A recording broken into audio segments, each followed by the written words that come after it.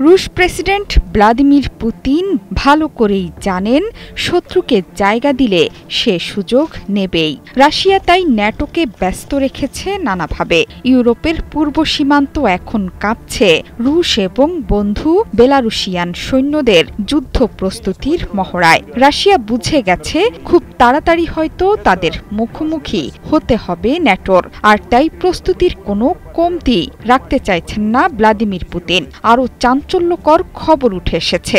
অপ্রতিরোধ্য missile হিসেবে খ্যাত hypersonic ওরেশনিকের পরীক্ষাও চালাবে রাশিয়া এবং বেলারুশের সেনারা।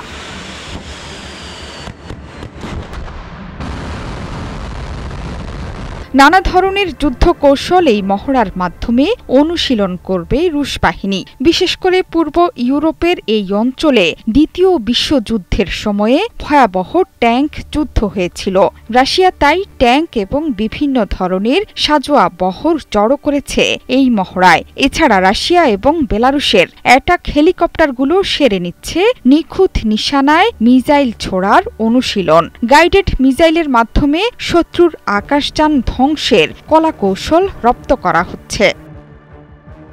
তবে এই মহড়াকে ভালোভাবে দেখছে না পোল্যান্ড। পরিস্থিতিকে নির্ণায়ক সময় হিসেবে অভিহিত করে পোলিশ প্রধানমন্ত্রী ডোনাল্ড টাস্ক বলেন, আমরা দ্বিতীয় বিশ্বযুদ্ধের পর এবারই প্রথম সবচেয়ে বেশি উন্মুক্ত সংঘাতের কাছাকাছি পৌঁছে গেছি। এই মহড়াকে কেন্দ্র করে ইউরোপের পূর্ব সীমান্তে আরও তীব্র হচ্ছে সামরিক উত্তেজনা। ইতোমধ্যে পোল্যান্ড তার পূর্ব সীমান্তে মোতায়েন করতে যাচ্ছে প্রায় 40,000 সেনা, যা বর্তমানে থাকা 10,000 সেনার চেয়ে কয়েক গুণ বেশি। স্থানীয় সময় বৃহস্পতিবার এক প্রতিবেদনে এই তথ্য জানিয়েছে বার্তা সংস্থা আনাদোলু।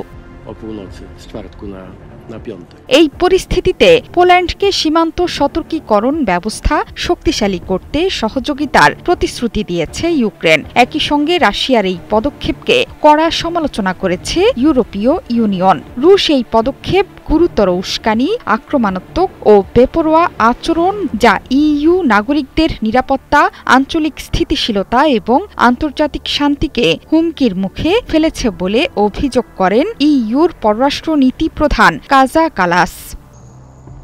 জোহরা চৌধুরী সেতু, ৭১।